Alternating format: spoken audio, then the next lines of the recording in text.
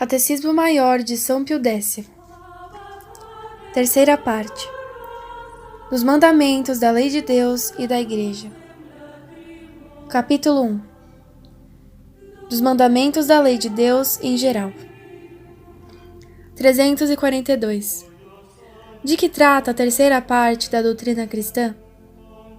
A terceira parte da doutrina cristã trata dos mandamentos da lei de Deus e da Igreja. 343. Quantos são os mandamentos da lei de Deus? Os mandamentos da lei de Deus são 10. Primeiro, amar a Deus sobre todas as coisas. Segundo, não tomar seu santo nome em vão. Terceiro, guardar domingos e festas. Quarto, honrar pai e mãe. Quinto, não matar. Sexto, não pecar contra a castidade. Sétimo, não furtar. Oitavo, não levantar falso testemunho. Nono, não desejar a mulher do próximo. Décimo, não cobiçar as coisas alheias. 344. Por que tem esse nome os mandamentos da lei de Deus? Os mandamentos da lei de Deus têm esse nome porque foi o próprio Deus que os gravou na alma de cada homem e os promulgou no Monte Sinai, na antiga lei, esculpidos em 2 tábuas de pedra, e porque Jesus Cristo os confirmou na lei nova. 345. Quais são os mandamentos da primeira tábua? Os mandamentos da primeira tábua são os 3 primeiros, que se referem diretamente a Deus e aos deveres que temos para com Ele. 346.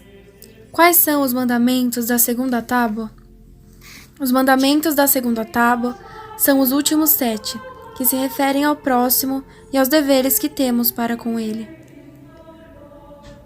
347. Somos obrigados a observar os mandamentos? Sim, todos somos obrigados a observar os mandamentos, porque todos devemos viver segundo a vontade de Deus que nos criou, e basta transgredirmos gravemente um só deles para merecer o inferno. 348. Podemos observar os mandamentos? Podemos, sem dúvida, observar os mandamentos da lei de Deus, porque Deus não nos manda nenhuma coisa impossível, e dá a graça para os observar a quem a pede devidamente. 349. Que se deve considerar em cada mandamento? Em cada mandamento deve-se considerar a parte positiva e a parte negativa, isto é, o que nos é ordenado e o que nos é proibido. Capítulo 2. Dos mandamentos que se referem a Deus. Primeiro, do primeiro mandamento da lei de Deus. 350. Por que disse o Senhor antes de ditar os mandamentos: Eu sou o Senhor teu Deus? Antes de promulgar os seus mandamentos, Deus disse: Eu sou o Senhor teu Deus, para que saibamos que Deus, sendo nosso Criador e Senhor, pode mandar o que quiser, e nós, criaturas suas, somos obrigados a obedecer-lhe. 351. Que nos ordena Deus com as palavras do primeiro mandamento, amar a Deus sobre todas as coisas? Com as palavras do primeiro mandamento, amar a Deus sobre todas as coisas, Deus nos ordena que o reconheçamos, adoremos, amemos e sirvamos a Ele só, como nosso soberano Senhor. 352. Como se cumpre o primeiro mandamento? Cumpre-se o primeiro mandamento com o exercício do culto interno e externo. 353. Que é o culto interno? O culto interno é a honra que se presta a Deus só com as faculdades da alma, isto é, com a inteligência e com a vontade. 354. Que é o culto externo? O culto externo é a homenagem que se presta a Deus por meio de atos exteriores e de objetos sensíveis. 355. Não basta adorar a Deus interiormente, só com o coração? Não basta adorar a Deus interiormente, só com o coração, mas é necessário adorá-lo também exteriormente, com a alma e com o corpo juntamente, porque Ele é o Criador e o Senhor absoluto de um e de outro. 356. Poderá haver culto externo sem o interno? Não pode, de forma alguma, haver culto externo sem o interno, porque aquele, desacompanhado deste, fica privado de vida, de merecimento e de eficácia, como corpo sem alma. 357. Que nos proíbe o primeiro mandamento? O primeiro mandamento proíbe-nos a idolatria, a superstição, o sacrilégio, a heresia e todo e qualquer outro pecado contra a religião. 358. Que é a idolatria? Chama-se idolatria o prestar a alguma criatura, por exemplo, a uma estátua, a uma imagem, a um homem, o culto supremo de adoração devido só a Deus. 359. Como está expressa na Sagrada Escritura esta proibição? Na Sagrada Escritura está expressa esta proibição com as palavras: Não farás para ti imagem de escultura, nem figura alguma de tudo que há em cima, no céu, e do que há embaixo, na terra. E não adorarás tais coisas, nem lhes darás culto. 360. Proíbem estas palavras todas as espécies de imagens? Não, por certo, mas só as de falsas divindades, feitas com o intuito de adoração, como faziam os idólatras. E tanto isto é verdade, que o próprio Deus deu ordem a Moisés para fazer algumas, como as 2 estátuas de querubins que estavam sobre a arca, e a serpente de bronze no deserto. 361. Que é a superstição? Chama-se superstição toda e qualquer devoção contrária à doutrina e ao uso da Igreja, bem como o atribuir a uma ação ou alguma coisa uma virtude sobrenatural que ela não tem. 362. Que é o sacrilégio? O sacrilégio é a profanação de um lugar, de uma pessoa ou de uma coisa consagrada a Deus ou destinada a seu culto. 363. Que é a heresia? A heresia é um erro culpável de inteligência, pelo qual se negam com pertinácia alguma verdade da fé. 364. Que mais coisas proíbe o primeiro mandamento? O primeiro mandamento proíbe também todo o comércio ou trato com o demônio e ao filiar-se a seitas anticristãs. 365. Quem recorre ao demônio e invoque comete pecado grave? Quem recorre ao demônio e o invoca comete um pecado enorme, porque o demônio é o mais perverso inimigo de Deus e do homem. 366. É lícito interrogar as mesas chamadas falantes ou escreventes, ou consultar, de algum modo, as almas dos mortos por meio do espiritismo? Todas as práticas do espiritismo são proibidas, porque são supersticiosas, e muitas vezes não estão isentas de intervenção diabólica, razão porque foram justamente interditas pela Igreja. 367. O primeiro mandamento proíbe acaso honrar e invocar os anjos e os santos?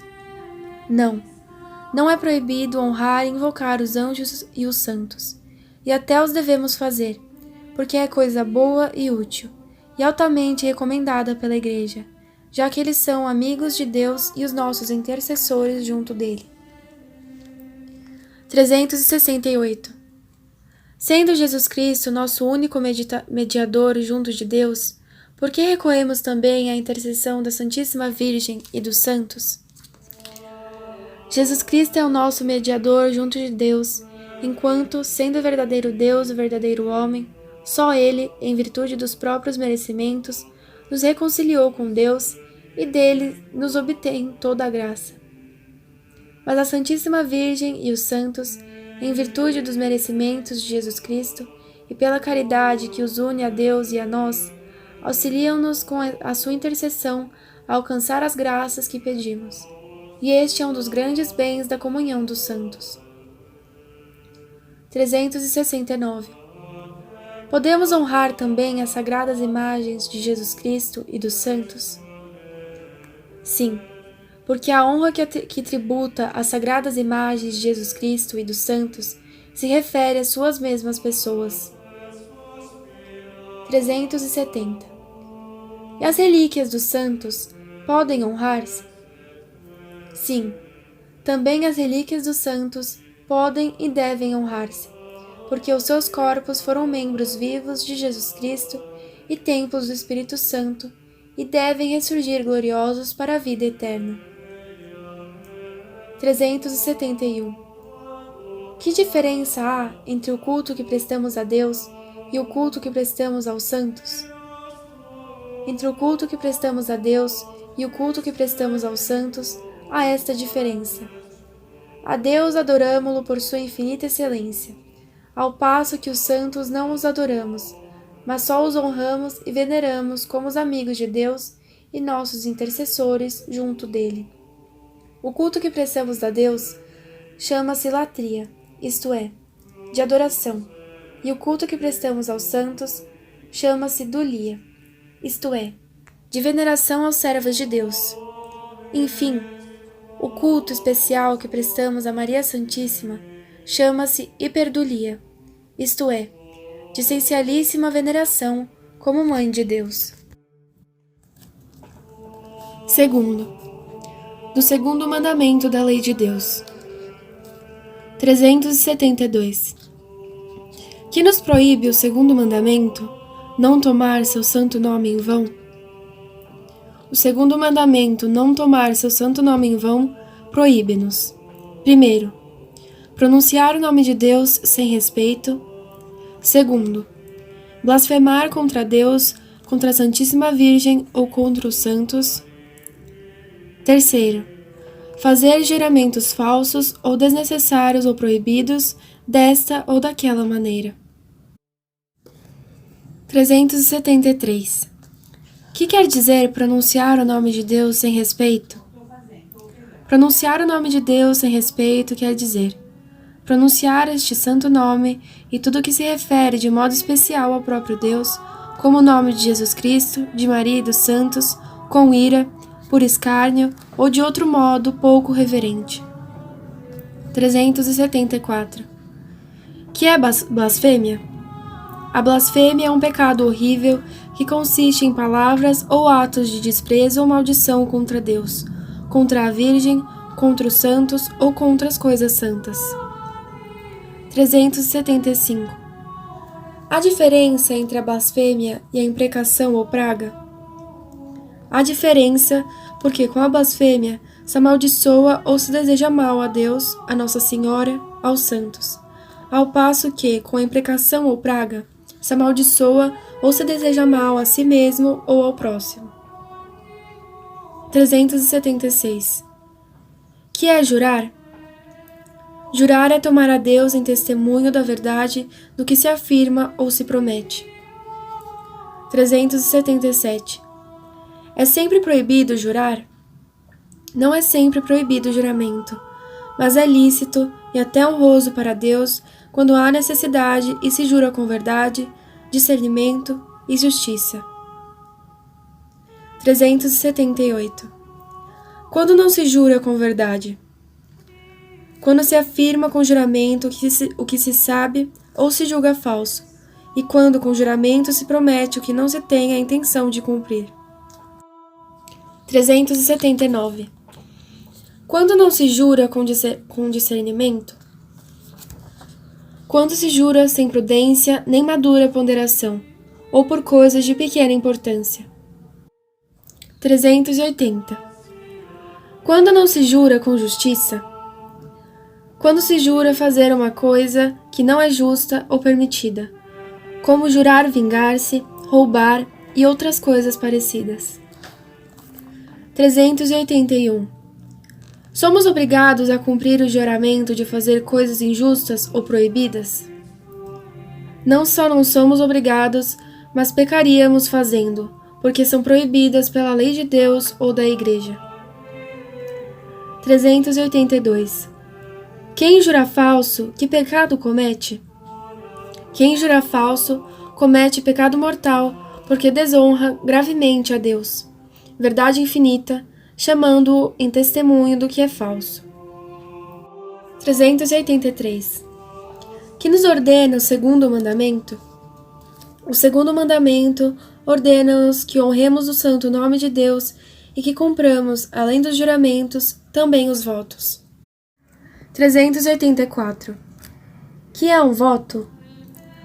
Um voto é uma promessa feita a Deus de uma coisa boa, para nós possível e melhor que a coisa contrária, a que nós nos obrigamos como se nos fosse preceituada. 385. Se a observância do voto se nos tornasse no todo ou em parte muito difícil, que haveria a fazer? Podia-se pedir a comutação ou a dispensa ao bispo próprio, ou ao sumo pontífice, conforme a qualidade do voto. 386. É pecado transgredir os votos? O transgredir os votos é pecado, e por isso não devemos fazer votos sem madura reflexão e ordinariamente sem o conselho de um confessor, ou de outra pessoa prudente, para não nos expormos ao perigo de pecar. 387. Podem fazer-se votos a Nossa Senhora e aos santos? Os votos fazem-se só a Deus.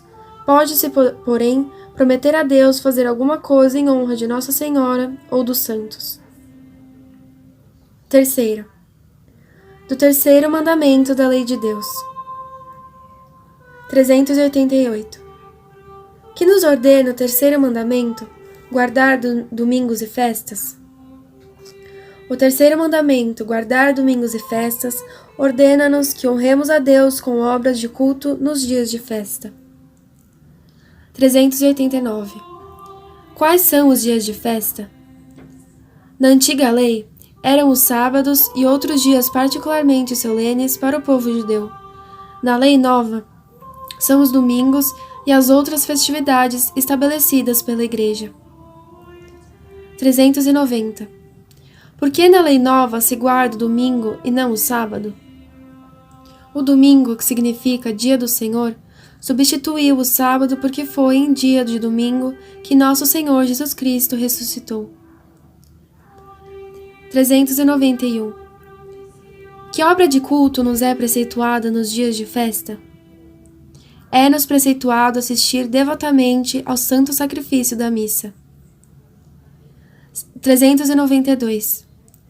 Com que outras obras costuma um bom cristão santificar as festas?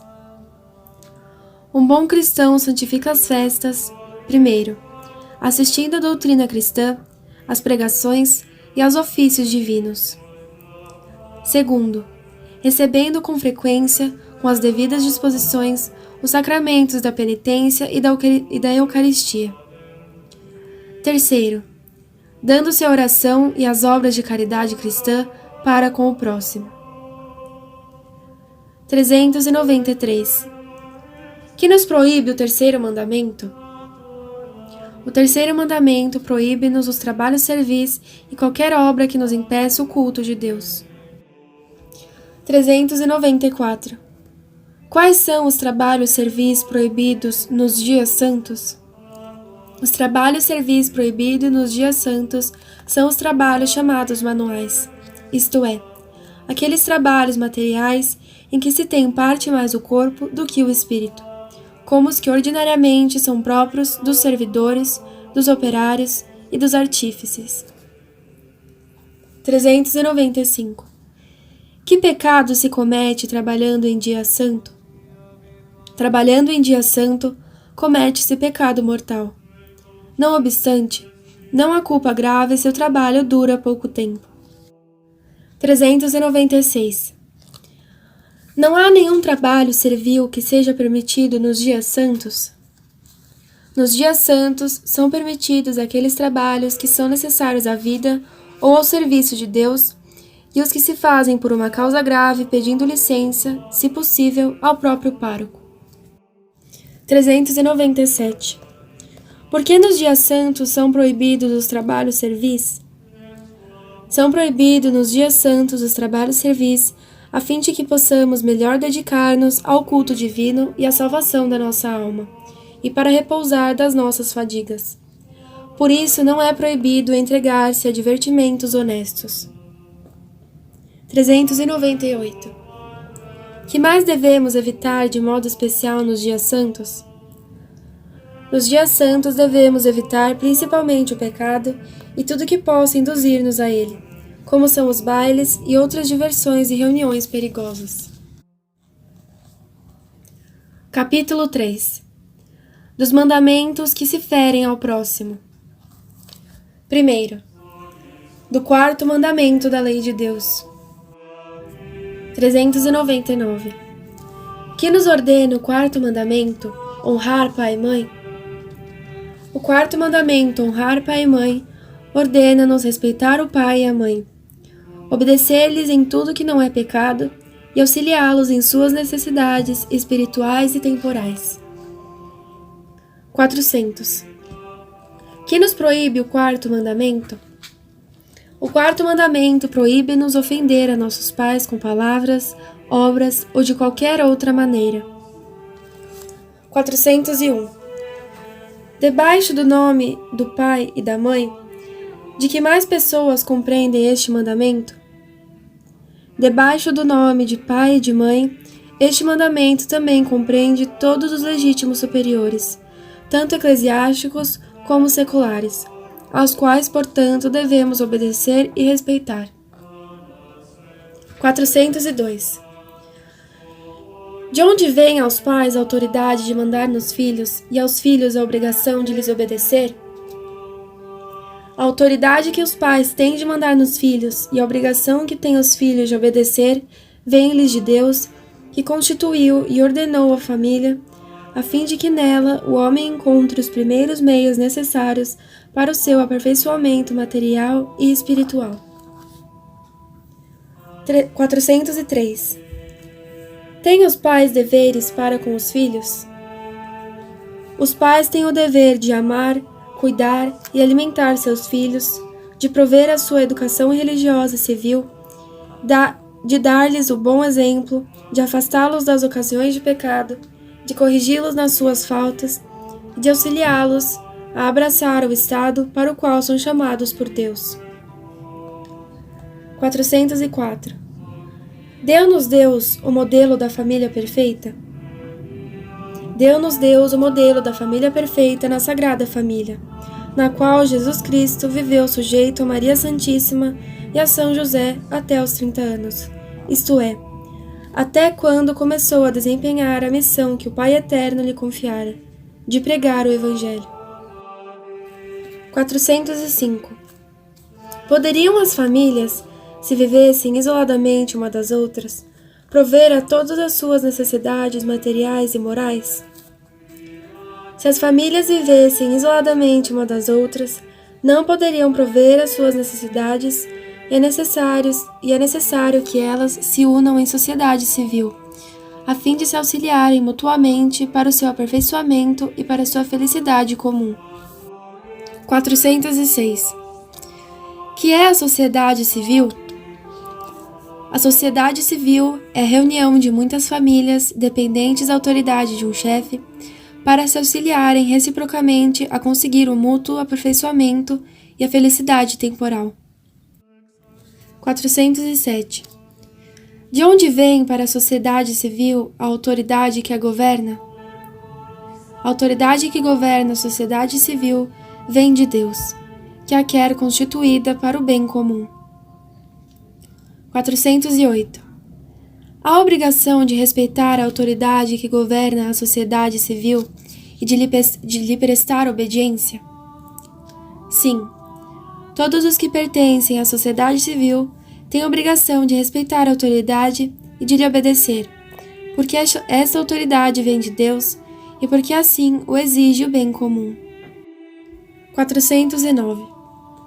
Devem respeitar-se todas as leis que são impostas pela autoridade civil? Devem respeitar-se todas as leis que a autoridade civil impõe, desde que não sejam contrárias à lei de Deus, pois esta é a ordem e o exemplo de nosso Senhor Jesus Cristo. 410. Além do respeito e da obediência às leis impostas pela autoridade, os que formam parte da sociedade civil têm outros deveres? Os que formam parte da sociedade civil, além da obrigação de respeitar e obedecer às leis, têm o dever de viver em harmonia e de procurar, segundo suas possibilidades, que a sociedade seja virtuosa, pacífica, ordenada e próspera, para o proveito comum, com vistas à salvação eterna dos indivíduos. Segundo, do quinto mandamento da lei de Deus. 411. Que nos proíbe o quinto mandamento, não matar? O quinto mandamento, não matar, proíbe dar a morte ao próximo, bater nele ou feri-lo, ou causar qualquer outro dano ao seu corpo, por nós ou por meio de outrem. Proíbe também ofendê-lo com palavras injuriosas e querer-lhe o mal. Neste mandamento, Deus proíbe ainda ao homem dar a morte a si mesmo, isto é, o suicídio. 412. Por que é pecado grave matar o próximo? Porque o que mata usurpa temerariamente o direito que só Deus tem sobre a vida do homem, porque destrói a segurança da sociedade humana e porque tira ao próximo a vida, que é o maior bem natural que ele tem neste mundo. 413. Haverá casos em que seja lícito matar o próximo? É lícito tirar a vida do próximo durante o combate em guerra justa, quando se executa por ordem da autoridade suprema a condenação à morte em castigo de algum crime, e, finalmente, quando se trata de necessária e legítima defesa da vida, no momento de uma injusta agressão. 414. No quinto mandamento, proíbe também Deus fazer mal à vida espiritual do próximo? Sim, Deus no quinto mandamento proíbe também fazer mal à vida espiritual do próximo com o escândalo. 415. Que é o escândalo? O escândalo é qualquer palavra, ação ou omissão que seja ocasião para os outros de cometer pecado. 416. É pecado grave o escândalo?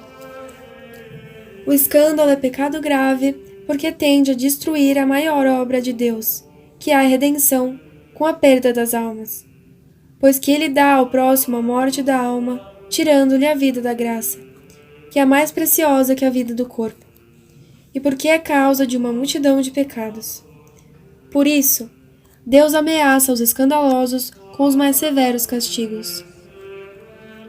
417. Porque no quinto mandamento, Deus proíbe ao homem dar a morte a si mesmo, isto é, suicidar-se? No quinto mandamento, Deus proíbe o suicídio, porque o homem não é o senhor da sua vida, como não é o da dos outros.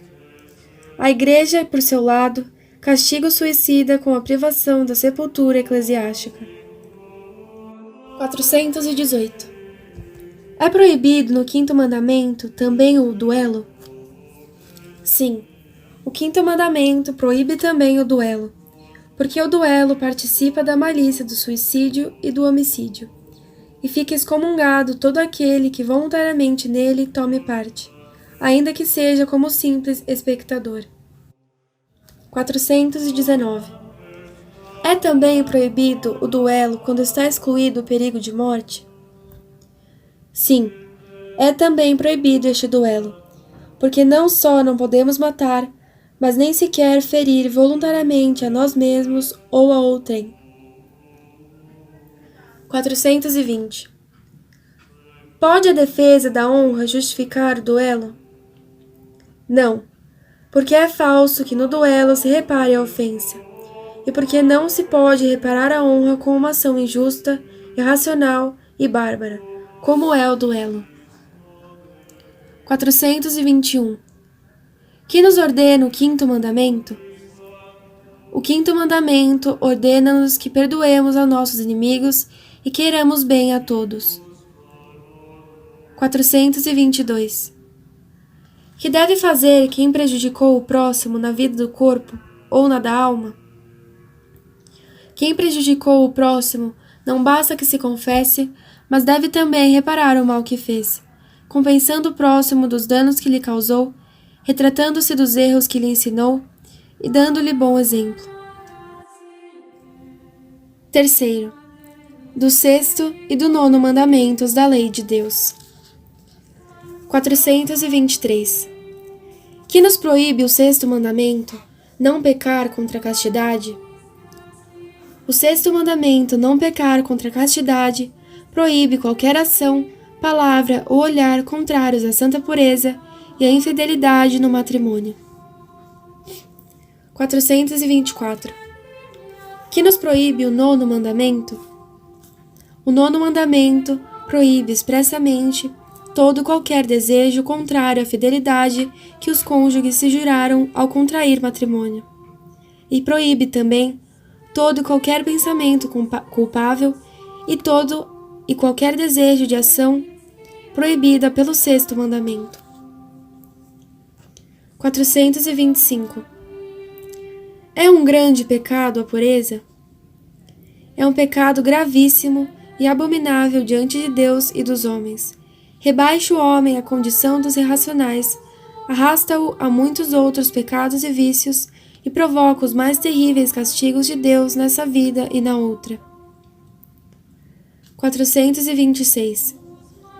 São pecados todos os pensamentos que nos vêm ao espírito contra a pureza? Os pensamentos que nos vêm ao espírito contra a pureza não são em si mesmos pecados, mas antes tentações e incentivos ao pecado. 427. Quando são pecados os maus pensamentos? Os maus pensamentos, ainda que não sejam seguidos de ação, são pecados quando culpavelmente lhes damos motivo, ou neles consentimos, ou nos expomos ao perigo próximo de neles consentir. 428. Que nos ordenam o sexto e o nono mandamentos? O sexto mandamento ordena-nos que sejamos castos e modestos nas ações, nos olhares, no porte e nas palavras. O nono mandamento ordena-nos que sejamos castos e puros, até no nosso próprio íntimo, isto é, na alma e no coração. 429. Que devemos fazer para observar o sexto e o nono mandamentos? Para bem observarmos o sexto e o nono mandamentos, devemos invocar frequentemente e de todo o coração a Deus, ser devotos de Maria Virgem, Mãe da Pureza, lembrar-nos de que Deus nos vê, pensar na morte, nos castigos divinos, na paixão de Jesus Cristo, guardar os nossos sentidos, praticar a mortificação cristã e frequentar os sacramentos com as devidas disposições. 430. Que devemos evitar para nos conservarmos castos? Para nos conservarmos castos, devemos evitar a ociosidade, os maus companheiros, as más leituras, a intemperança, o olhar para as figuras indecentes, os espetáculos licenciosos, os bailes, as conversas e diversões perigosas, bem como todas as demais ocasiões de pecado. 4. Do sétimo mandamento da lei de Deus. 431. Que nos proíbe o sétimo mandamento, não furtar?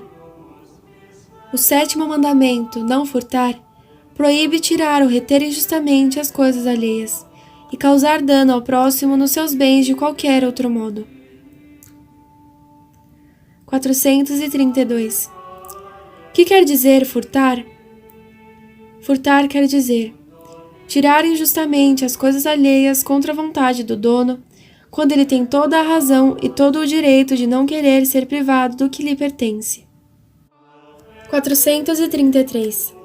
Por que se proíbe o furtar?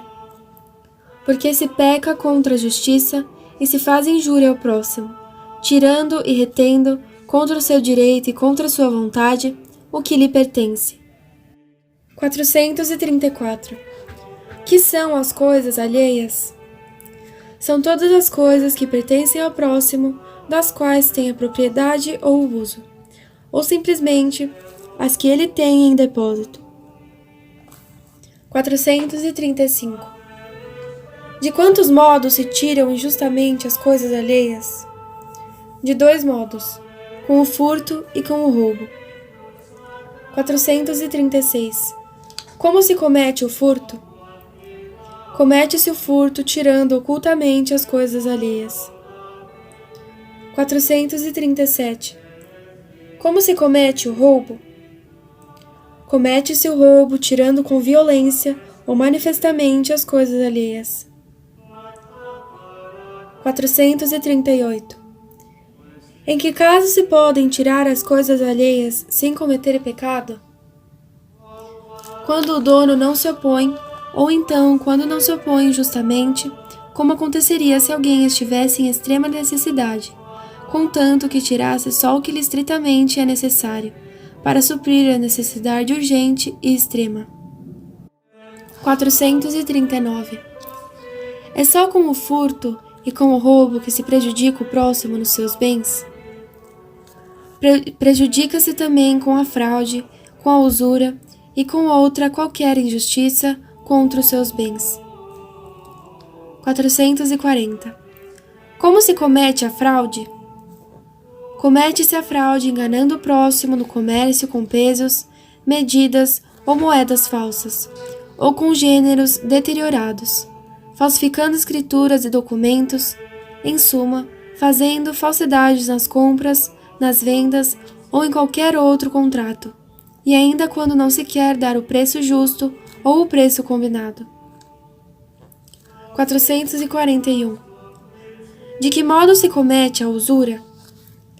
Comete-se a usura exigindo sem título legítimo um juro ilícito por uma quantia emprestada, abusando da necessidade ou da ignorância do próximo. 442. Que outras injustiças se cometem contra os bens do próximo?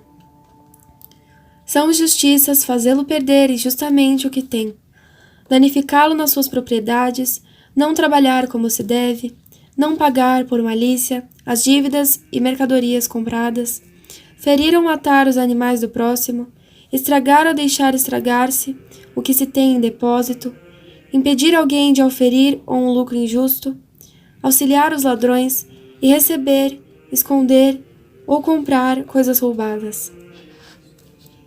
443. É pecado grave roubar?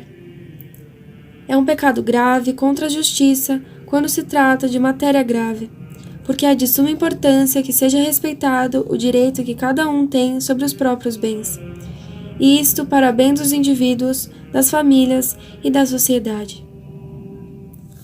444. Quando é grave a matéria do furto?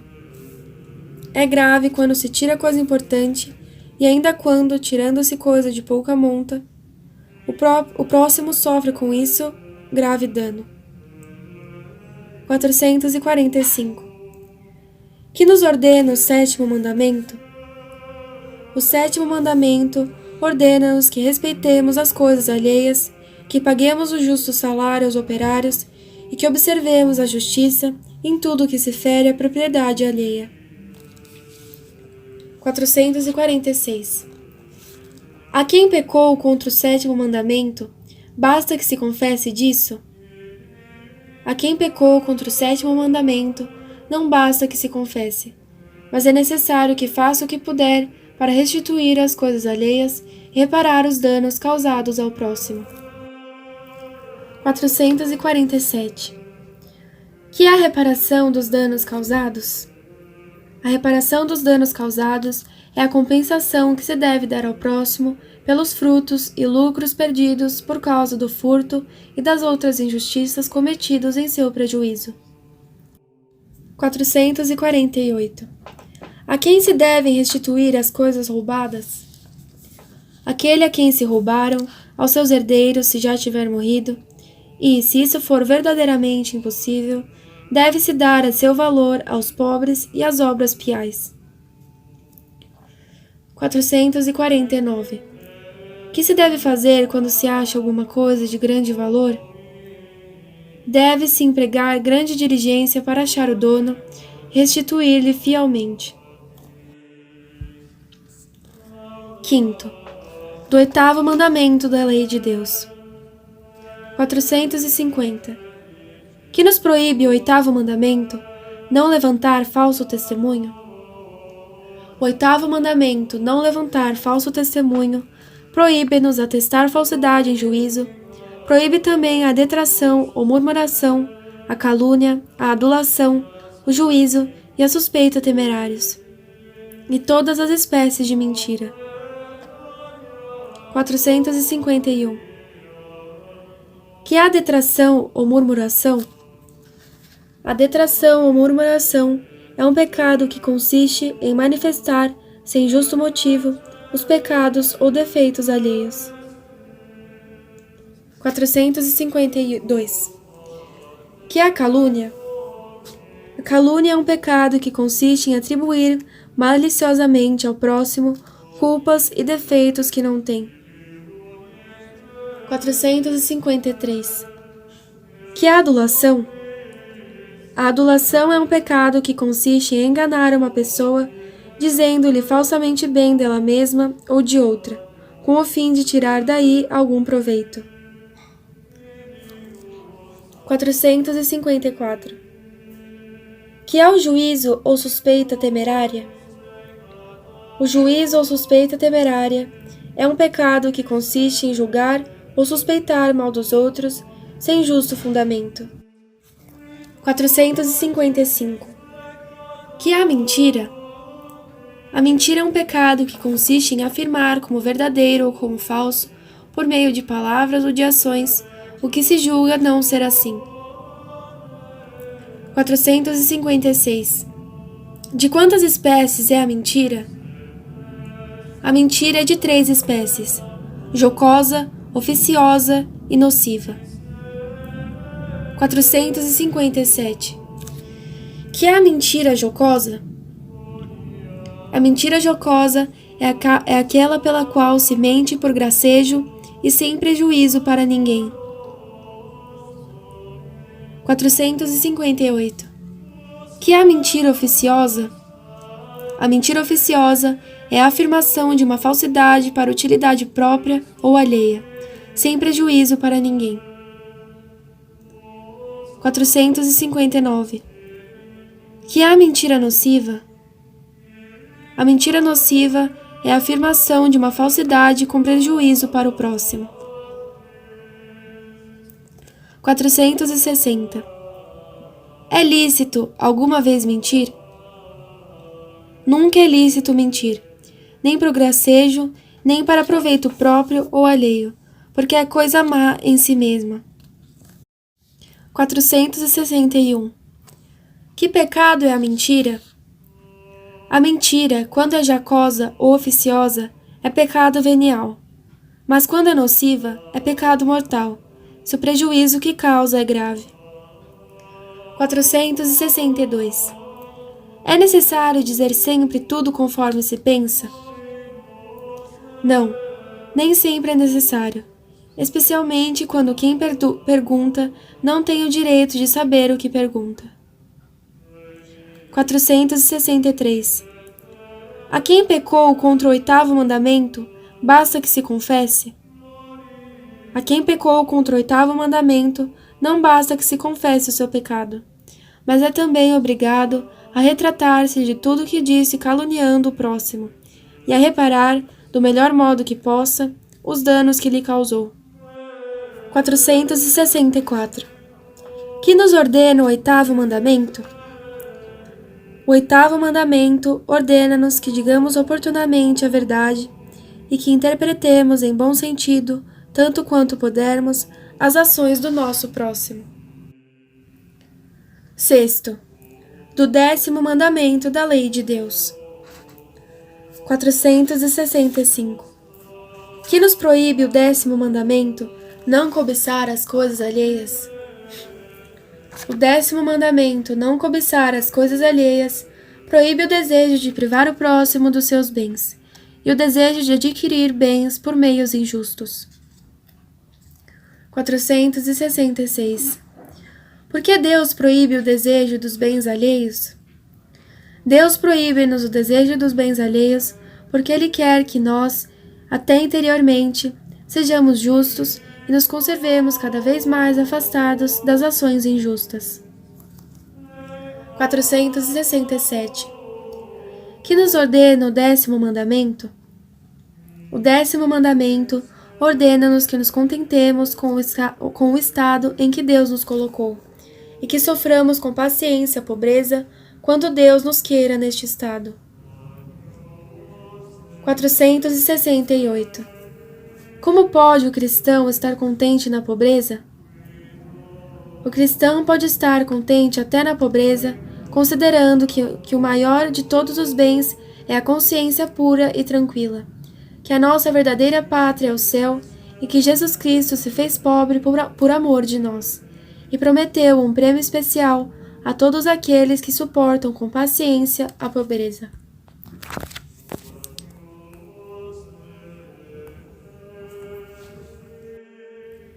Capítulo 4. Dos preceitos da Igreja. 1. Dos preceitos da Igreja em geral. 469. Além dos mandamentos da lei de Deus, que mais coisas somos nós obrigados a observar? Além dos mandamentos da lei de Deus, somos obrigados a observar os mandamentos ou preceitos da Igreja. 470. Somos obrigados a obedecer à Igreja? Sem dúvida, somos obrigados a obedecer à Igreja, porque o próprio Jesus Cristo nos ordena e porque os preceitos da Igreja facilitam a observância dos mandamentos de Deus. 471. Quando começa a obrigação de observar os preceitos da Igreja? A obrigação de observar os preceitos da Igreja começa geralmente com o uso da razão. 472. É pecado transgredir um preceito da Igreja? Transgredir com advertência um preceito da Igreja em matéria grave é pecado grave. 473. Quem pode dispensar de um preceito da Igreja? De um preceito da Igreja só pode dispensar o Papa ou quem dele receber as competentes faculdades. 474. Quantos e quais são os preceitos da Igreja? Os preceitos da Igreja são 5. 1. Ouvir a missa inteira nos domingos e festas de guarda. 2. Confessar-se ao menos uma vez cada ano. 3. Comungar ao menos pela Páscoa da Ressurreição. 4. Jejuar e abster-se de carne quando manda a Santa Mãe Igreja. 5. Pagar dízimos segundo o costume. 2. Do primeiro preceito da Igreja. 475. Que nos manda o primeiro preceito ou mandamento da Igreja? Ouvir missa inteira nos domingos e festas de guarda? O primeiro preceito da Igreja, ouvir missa inteira nos domingos e festas de guarda, manda-nos assistir com devoção à Santa Missa nos domingos e nas outras festas de preceito. 476. Qual é a missa a que a Igreja deseja que se assista nos domingos e nas outras festas de preceito? A missa a que a Igreja deseja que, sendo possível, se assista nos domingos e nas outras festas de guarda é a missa paroquial. 477. Por que recomenda a Igreja aos fiéis que assistam à missa paroquial? A Igreja recomenda aos fiéis que assistam à missa paroquial, primeiro, para que aqueles que pertencem à mesma paróquia se unam para orar, junto ao pároco, que é o seu chefe espiritual. Segundo, para que os paroquianos participem mais do santo sacrifício que é aplicado principalmente por eles. Terceiro, para que ouçam as verdades do Evangelho que os párocos têm a obrigação de expor na Santa Missa. Quarto, para que conheçam as prescrições e avisos que se dão na estação da referida missa. 478. Que quer dizer domingo?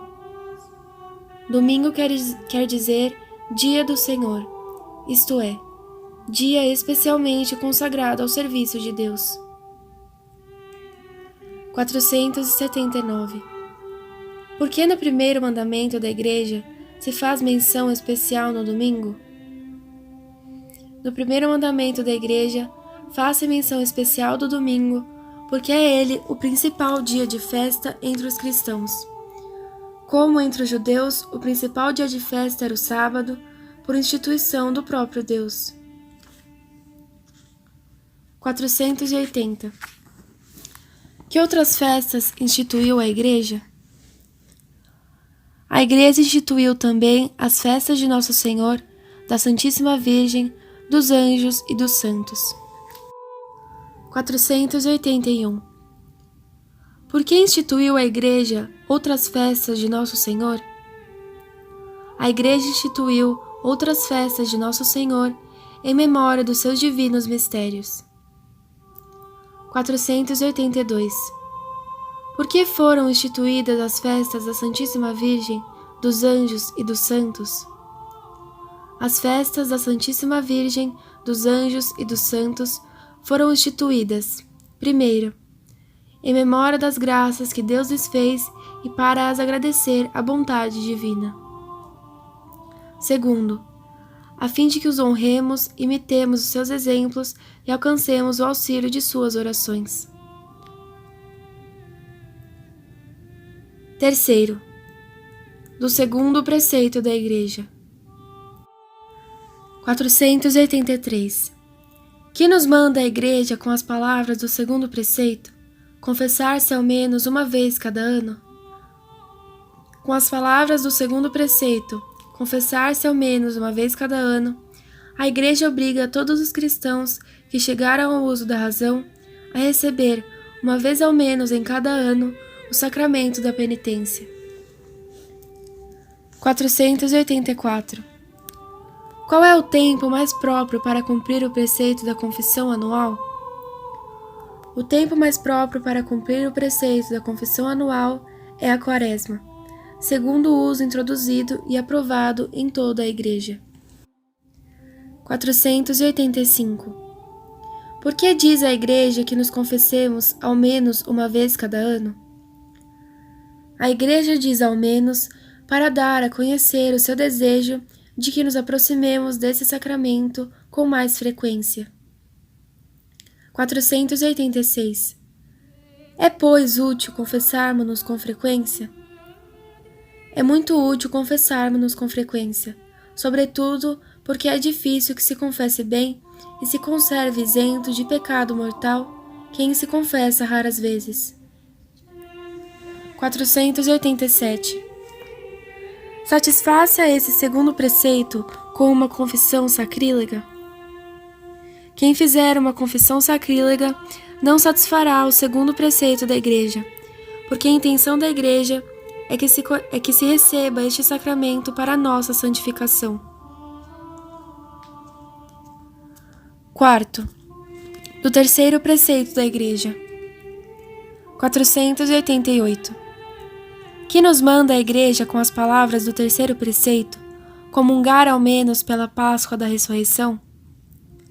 com as palavras do terceiro preceito, comungar ao menos pela Páscoa da Ressurreição, a Igreja obriga todos os cristãos que chegarem à idade do discernimento a receber todos os anos a Santíssima Eucaristia, durante o tempo pascal. E é bom que seja na própria paróquia. 489. Qual o tempo útil, no Brasil, para satisfazer ao preceito da comunhão pascal? O tempo útil para satisfazer no Brasil ao preceito da comunhão pascal vai do dia 2 de fevereiro, festa da purificação de Nossa Senhora e da apresentação do Menino Jesus no templo, ao dia 16 de julho, comemoração de Nossa Senhora do Carmo.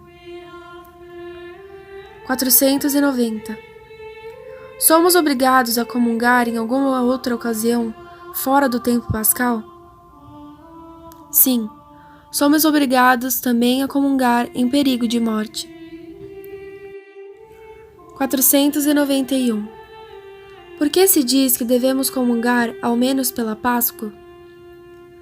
Porque a Igreja deseja vivamente que não somente na Páscoa, mas com muita frequência, nos aproximemos da Sagrada Comunhão, que é o alimento divino das nossas almas. 492. Satisfaz-se este preceito com uma comunhão sacrílega?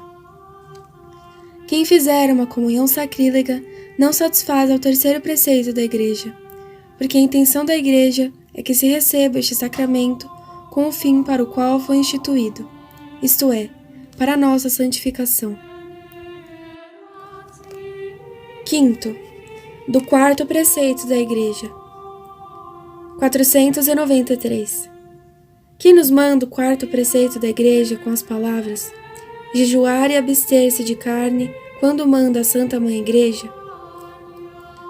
O quarto preceito da Igreja, jejuar e abster-se de carne, quando manda a Santa Mãe Igreja, ordena-nos que jejuemos e nos abstenhamos de carne na quarta-feira de cinzas e na sexta-feira santa, e que nos abstenhamos de carne em todas as sextas-feiras do ano. Esta abstinência pode ser comutada por outra obra pia, a juízo do bispo diocesano. 494. Em que consiste o jejum? O jejum consiste em tomar uma só refeição durante o dia e em não comer coisas proibidas. 495. Nos dias de jejum, além da única refeição, é proibido tomar qualquer outro alimento?